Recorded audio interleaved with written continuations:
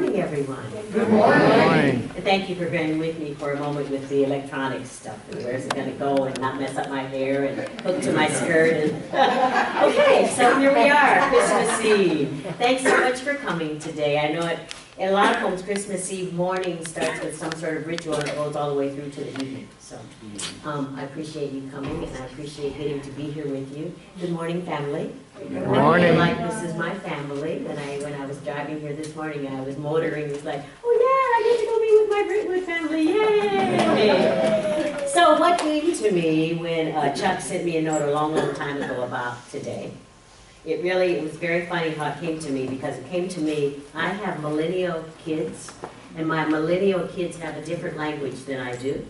But one of the things they say to me all the time is, come on now, Mom, bring it. So it was interesting that that's what came to me about today's message. Come on now, bring it. So the thing that I want to discuss together and co-create together today is really, are each and every one of us ready to remember, nurture, and expose the light bearer within? Because every one of us has a light bearer within. And sometimes in seeming times of darkness, you might say, where the heck is my lantern?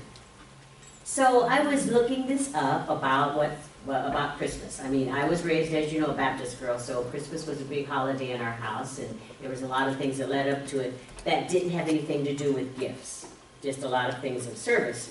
So I was thinking about the Christmas Story, and I went to see that really cute movie, The Star. It's an animated movie, and it talks about the Christmas story, and I was thinking, okay, so how does that fit now? How does that fit for me? How does that fit into the New Age, Reverend Verona? How does that fit? How does it all come together? And so I did a little bit of research, and I realized that the Christmas Story is really a celebration of the return of the light, okay? And Gregory so wonderfully educated us on the solstice cruise about the darkness, and then the 3 days of darkness, and then the light, and that had to do with the star formation that was happening at that time. So in several different faith philosophies, there's a celebration of the light. We all know about Hanukkah, where the kids get 8 gifts. However, what it's really about is every night when you light a candle, it's some sort of remembrance. And it's some sort of remembrance of coming from the seeming darkness into the light. And not just coming, but how Spirit, God, Jehovah Jireh, Yahweh, whatever name we like to use, how that happened from within you as the beingness of light that each one of us is. So that's the Jewish celebration. And then I love, there's this celebration called Diwali, and it is celebrated by the Hindus, Jain, and Sikhs, and it's the Festival of the Lights. And this year it happened to be in November, but it celebrates the victory of light over darkness. It celebrates the victory of knowledge over ignorance, and it celebrates the victory of hope over despair. And in each one of us, there's an opportunity to have that celebration in so many ways, in every second of our life, in every part of life, in everything that we participate in. We can be our own celebration of light. Then I looked up Islam. I have a dear, dear friend. He's my brother forever and ever. We've known each other 50 years. Yes, I am that old. You guys all know him. And he practices Islam, and so we get to have a lot of good conversations together. And so I was thinking, so how does Islam have the celebration of light? And I came to know, I chatted with him, but I also came to know, he made me go to the Quran, and I came to know that in Islam, the light is the mark of God's presence. Isn't that wonderful? Light is the mark of God's presence within, and light is also the gift of divine guidance. So I want to talk a little bit about the darkness. Okay, because the darkness comes in several forms. It doesn't just come in like, okay, the sun went down and there's darkness. And I was looking in the Science of Mind textbook. And about the darkness, there were a lot of things, but this is the one that really spoke to my heart. Darkness neither comes or goes anywhere. It was never a thing of itself, merely a condition. So if you just let that absorb, let it go in, like it was merely a condition. And we have power over conditions. Because of Spirit within us, we have dominion over the life of spirit that each one of us leads. So we have choice. You know, we have choice in all sorts of things. I mean, not just obvious choices. We have choice in our perceptions.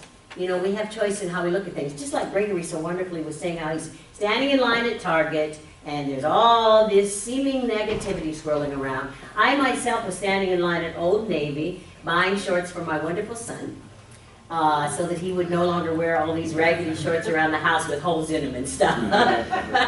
And you guys know my son is 24, he lives with me, if you don't know. And I thought, he didn't ask for these for a gift, but I'm the mama here, and I don't want to look at that anymore. So I was standing in a line quite similar, you know, and I realized, thank you, Spirit.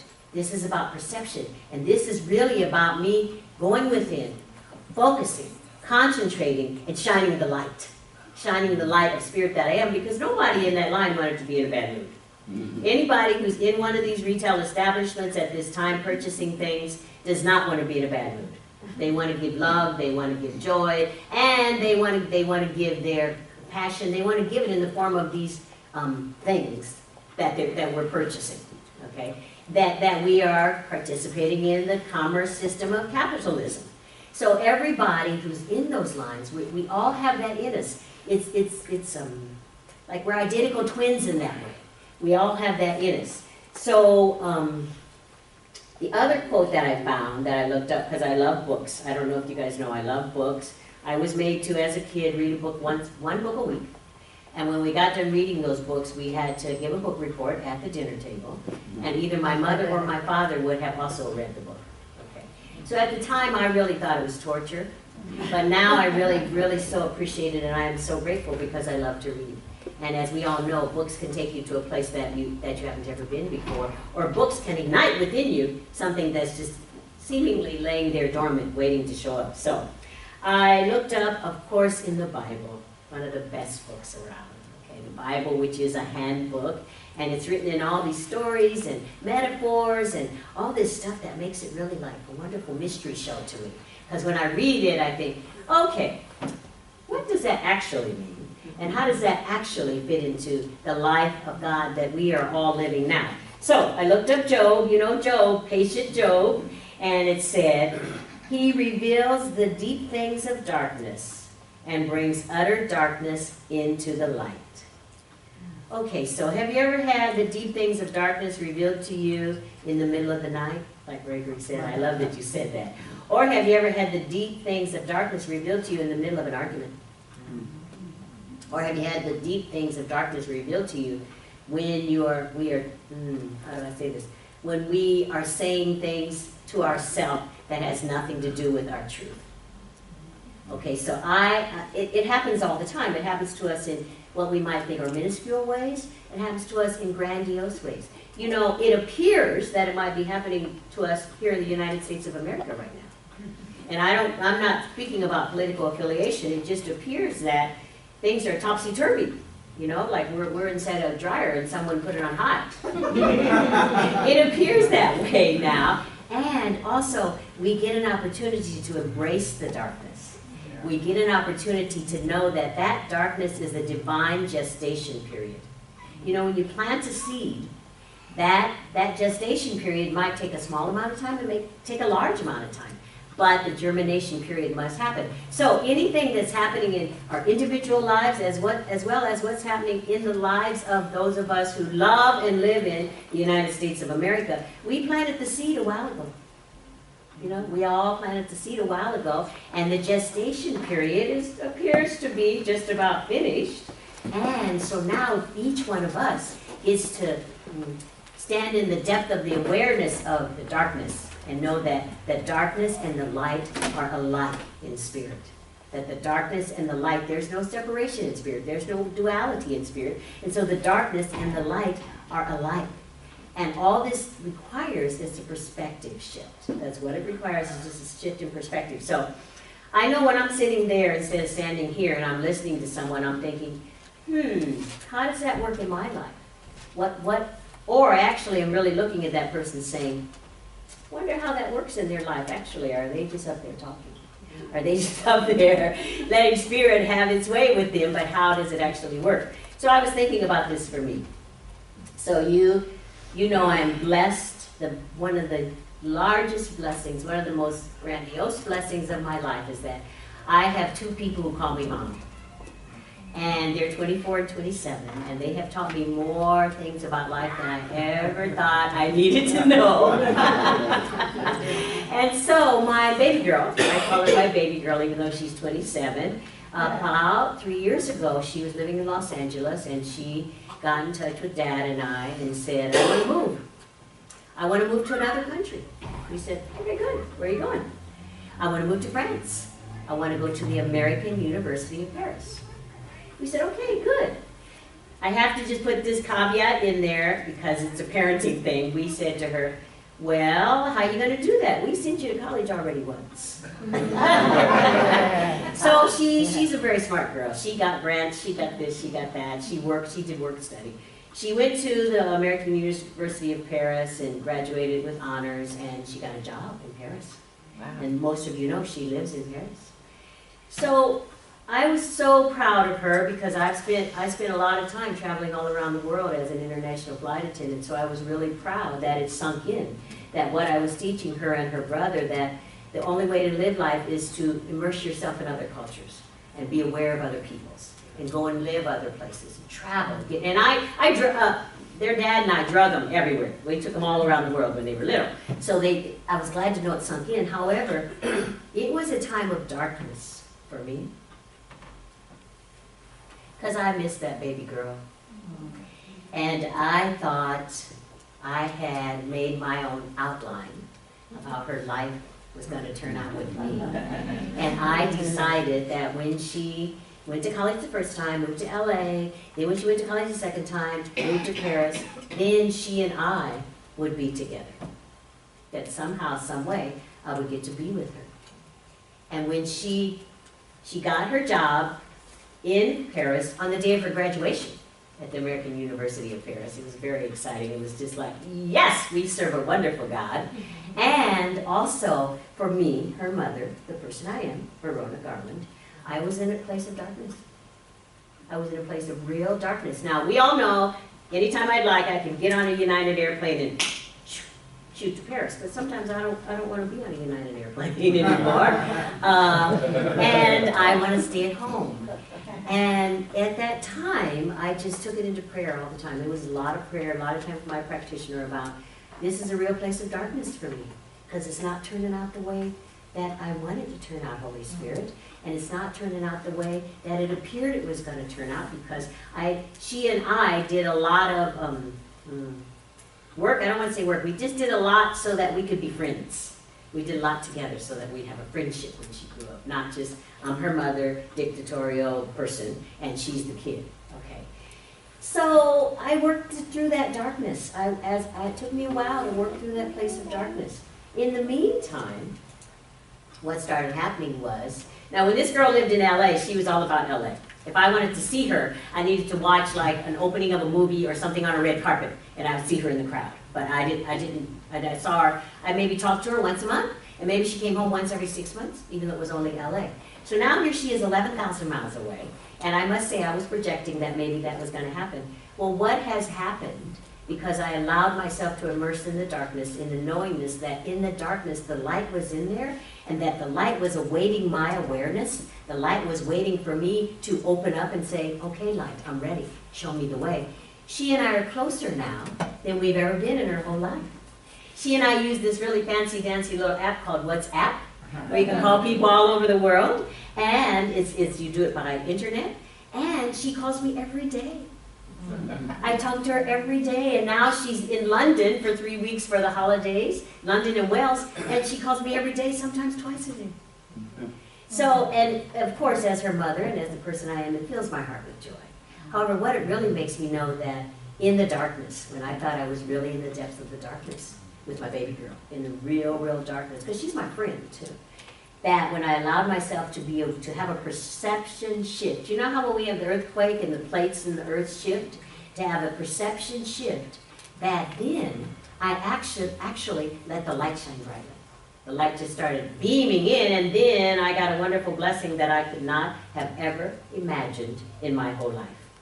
So if we allow the light of spiritual understanding to dawn, prevail and birth itself in, through, and as each one of us. I want to let you know what Dr. Michael Bernard Beckwith says about this.